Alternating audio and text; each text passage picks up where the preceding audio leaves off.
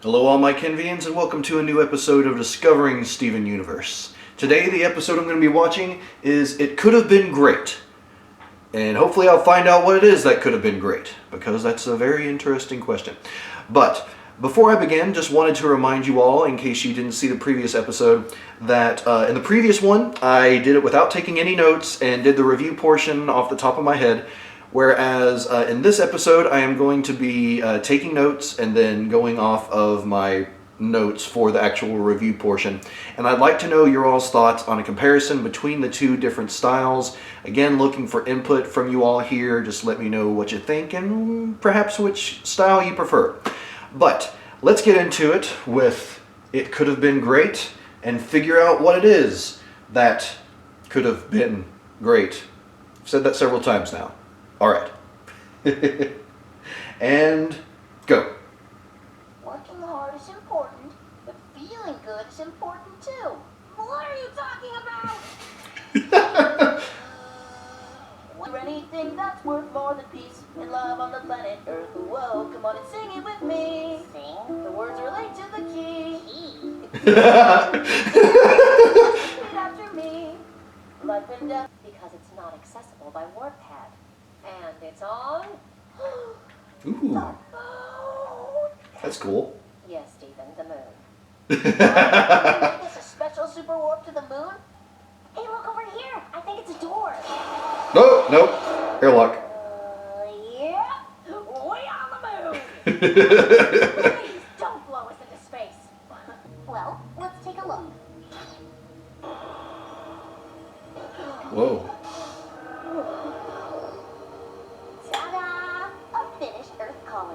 Whoa. Wow.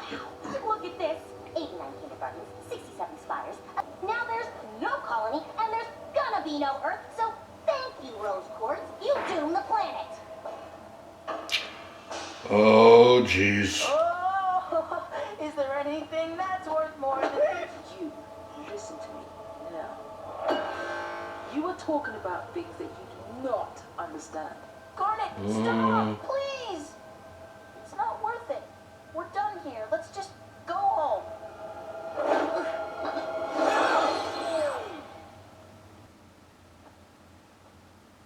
Peridot! What? I'm coming. Let's go.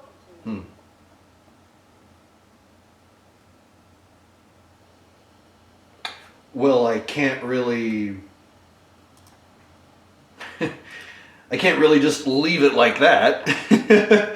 I mean, holy crap. That got intense. I mean, admittedly, not a lot happened, but again, at the same time, it got really intense there at the end. So, yeah.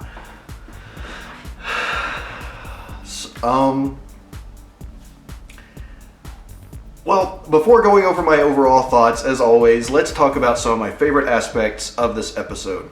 The first of which was that Peridot was in it again. Yes, like I said in the last episode, I was disappointed that she was only in that episode for like maybe 10 seconds. She made an appearance, didn't actually say anything, just looked grumpy and then left.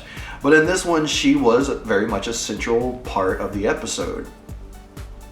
And there was a lot to really enjoy about Peridot here.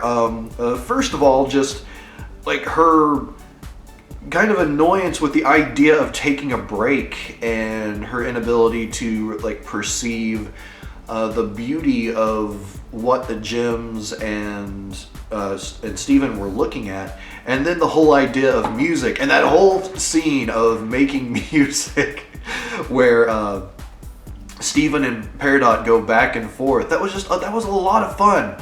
And then also just seeing Peridot fangirl out as far as all these different things on the moon base. That was just really entertaining to see, and she's just like, yeah, going, like getting really hyper and seeing all this stuff. Now, I will definitely touch on that again here in just a few, but moving on from Peridot, my next favorite part was the lion, or reluctant lion, I guess you might say. And I feel like we have seen the inside of his portals before, but I don't think we've ever actually seen him do what seemed like multiple portals within that, like the portal stream or whatever you want to call it. So I found that really interesting, just how they got so much speed built up that like even Lion was just exhausted by the time they landed on the moon. That was really cool, and just like with Steven and Connie. Like anytime Lion shows up, I really do enjoy that because it's just such a cat with supernatural powers that can fly through space via portals, but a cat all the same. Now, my next favorite part of the episode was the fact that Peridot gives us just a little more information on the diamonds as to who they are. Like, I knew that, based on what Garnet had described before, that Blue Diamond was, and I guess Yellow Diamond, but since she had been mentioned before, that they were leaders, but the idea that like there were matriarchs and of like basically the entire gem empire, I find that just really intriguing. And it also brings up a question for me: is there any one over these diamonds? Like, is there a boss of the diamonds, or are they like the leaders? And how many of them are there? It seems like maybe there's only the two. There's Blue Diamond and Yellow Diamond, but I would assume that there might be more. It's just kind of an assumption there, but I feel like there would be more than just a yellow and a blue diamond. It's like, I imagine there would probably be a variety of colors of them, particularly a white diamond or like maybe a clear diamond.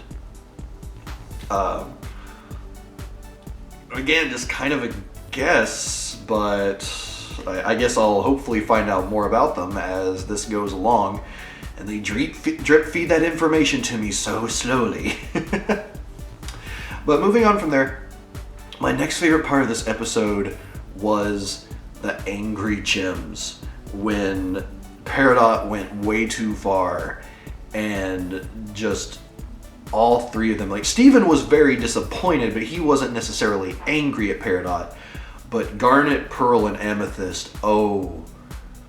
if it wasn't for the fact that Peridot is an ally now, kind of, sorta, I think, they probably would have just destroyed her. Garnet was right there. She was getting ready to knock her down with her gauntlet. But yeah, that was a very intense moment, and I loved it, honestly, because, again, while I had been enjoying Peridot and her fangirling out for all these different elements of the Gem Empire and the Moon Base, just that sudden shift in tone was just awesome to see. It's one of the things I love about this show. It surprises me so often. Now, as for an annoyance, I don't feel like I really had one in this episode per se. There wasn't really.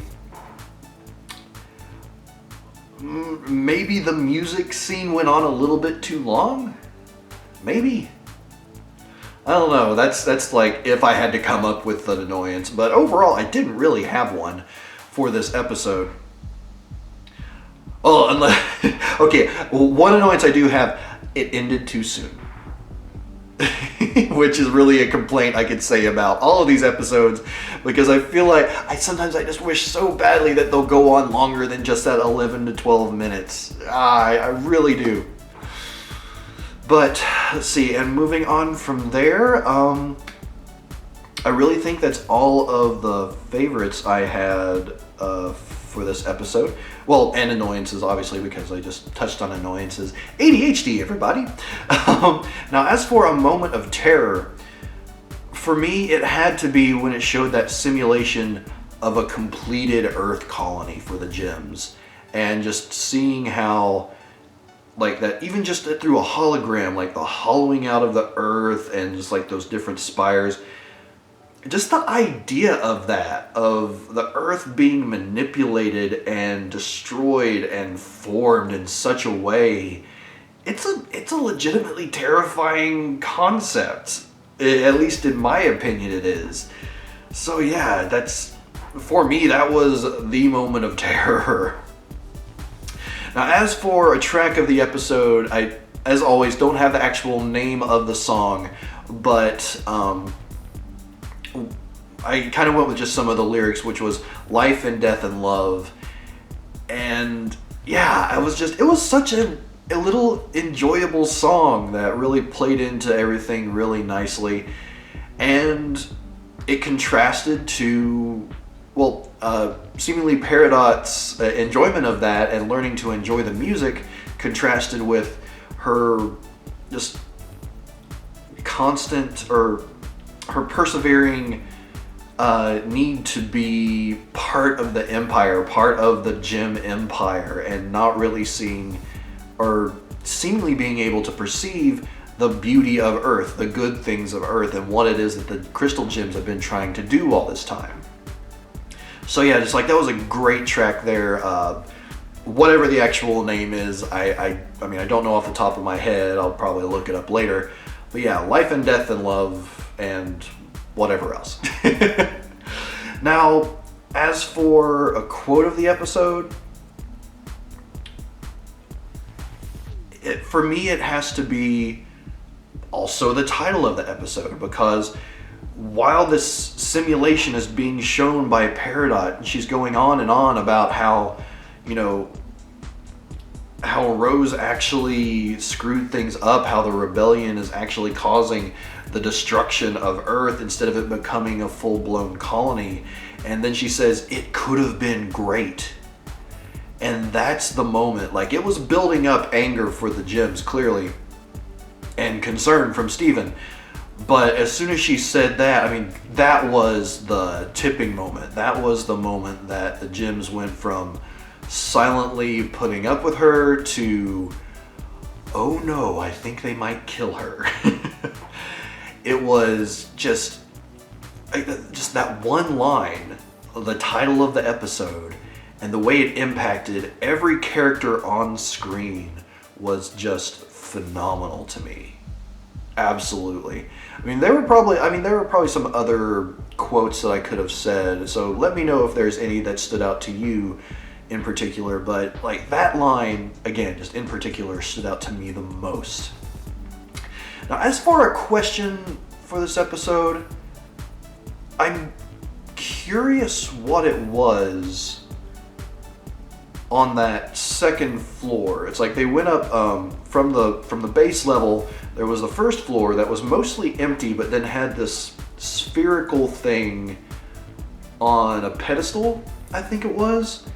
And then on the next floor was like the control room where the diamond would sit. I think that's what they said. Yeah, it was like the seat of the diamond. But what was it on that second floor? Like, I'm curious, what is that? That's my question of the episode. Can't really expand on it much from there, so yeah. Now, as for my theory, given that the episode ended with Peridot taking that little gemstone, I don't know if it was a little diamond thing or whatever, but I'm curious what it does, and I'm going to guess, based on the title of the next episode, which is Message Received, that might give her some way to communicate with Homeworld. So perhaps through that she's able to send a message, and that message is received by Homeworld. That's my theory for what's coming up. I guess I'll find out soon, because I'm going to watch the next episode right now, as soon as I'm done recording this one, because yeah, I have to know. After the way that episode ended, I can't just leave it like that. So yeah, that's all my thoughts on this particular episode. Again, it could have been great. I feel like the episode was pretty great. Oh yeah, that's right, I didn't talk about my overall thoughts. I thought the episode was...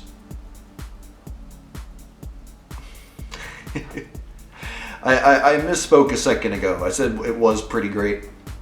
It wasn't necessarily a great episode, but it was definitely one of those that was very interesting. Again, I like the element of using the music and then them going to the moon and then that tense moment right there at the end. Like, that led to just really good storytelling, good drama, basically, for this show. Again, I misspoke. I wouldn't say this episode is great, but it was good. And so yeah, I mean, it's not one that I would pass up by any means, but again, just not overly interesting, I guess. But again, regardless, if you all have anything else you would like to add as far as your own favorites, some annoyances, moment of terror, if any existed for you, tracks, quotes, so on and so forth, please do let me know in the comments down below. I'm really looking forward to hearing what you have to say about this episode. And before I end, I just want to say, as always, if you would like to watch episodes like this and others coming up ahead of time, you can become a patron over at Patreon, link in the description down below and the end of this video. And for as little as $1 a month, you can get access to episodes of Discovering Steven Universe, Discovering Doctor Who, and other shows that I'll be making down the line as soon as they're available and uploaded to YouTube. The pattern I try to do, as soon as it's uploaded, I make it available to my patrons. Things might change a little bit in the future, but again, if you want to have access to those episodes anywhere from a day to a few weeks ahead of time, that's available there, again, for as little as $1 a month. And with that, I will end this episode. Thank you everyone for being here for It Could Have Been Great. And until next time, for Message Received, I'm Papa Ken, and I will see you on the next episode.